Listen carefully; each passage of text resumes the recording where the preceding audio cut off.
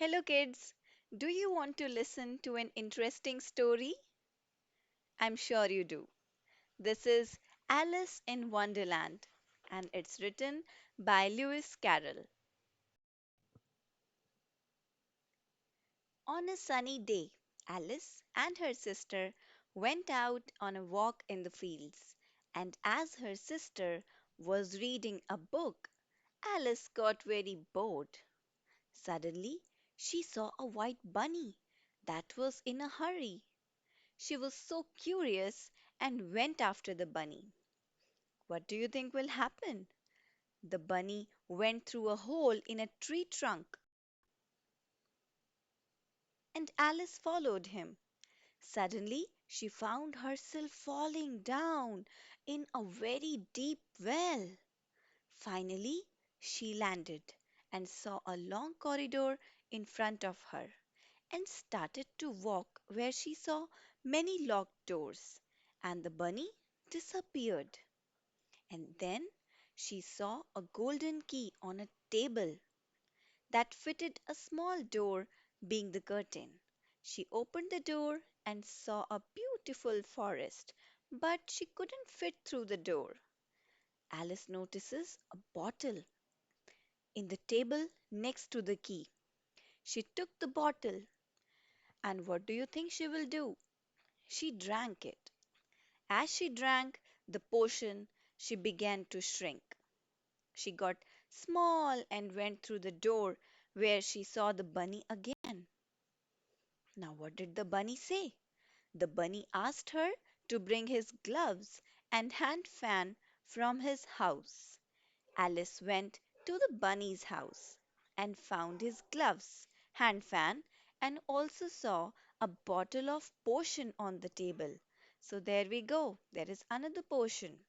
She thought the potion would bring her to normal size, and she drank it. But you know what happened? Suddenly she became so big, the animals around the house started to throw stones inside the house. The stones thrown turned into small cakes. When Alice ate those cakes, she started to shrink and got out of the house. But she was upset as she was so small. On the way, she saw a blue caterpillar in the mushroom and asked the caterpillar what can she do to get back to her normal size. The caterpillar said that one side of the mushroom will make her grow and the other side will make her shrink. By eating both the mushroom, she managed to come back to her normal size. Now Alice started to walk on the path where she saw a cat with a big smile. She asked the cat what's his name and where this path leads. The cat said, "It's Cheshire Cat, and the path leads to the Mad Hatter and March Hare." After the little chat, the Cheshire Cat disappeared slowly. Starting from his tail, only its face remained. Now Alice found the March Hare, who was having tea with the Mad Hatter under a tree. She also saw a Dormouse sleeping in between them. When they saw Alice coming, they opposed, saying that there is no space available. But Alice said there was plenty of room. Mad Hatter said if she wants to stay, she has to answer a riddle. He asked Alice, "Why the crow looks like the tusk?" She asked him, "Why do you think?" He replied, "I don't know." Alice got upset with their stupid jokes and went away. Alice continued to walk on the way. She saw a tree with a door. She found a golden key which opened the door to a beautiful garden. Alice was very surprised to see the guards of the Queen of the Hearts painting all the white roses to red, as their queen doesn't like white roses, and all the guards looked like playing cards. Right at the moment, the queen came to the garden and invited Alice to play crochet.